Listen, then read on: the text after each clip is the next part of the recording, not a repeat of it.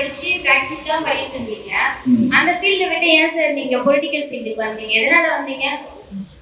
அதாவது ஃபர்ஸ்ட் வந்து இன்ஸ்பிரேஷன் வந்து எல்லாருக்குமே யார் இருக்கும்? உங்களுக்கு யார் உங்க ஃபேமிலி யார் பெரிய இன்ஸ்பிரேஷன் ஆகுவா? அதே மாதிரிதான் எனக்கு எங்க அப்பா தான்.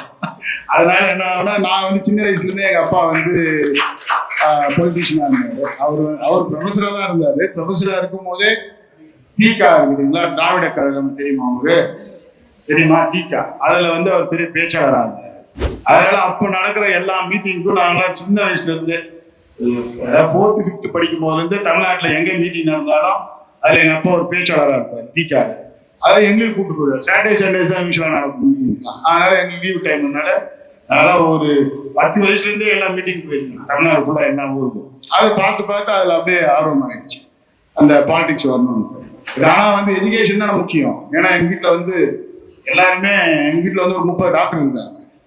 எங்க சித்தப்பா ஆரம்பிச்சு எங்க அப்பாவோட தம்பி ஃபர்ஸ்ட் டாக்டரா இருந்தாரு. இடையாறுல வந்து ஃபர்ஸ்ட் டாக்டரே அவர் தான். இந்த சுற்றுப்பட்டுக்கு ஒரு 30-40 கிலோமீட்டர் ஃபர்ஸ்ட் டாக்டர் 74ல அவர் சேர்த்தாரு.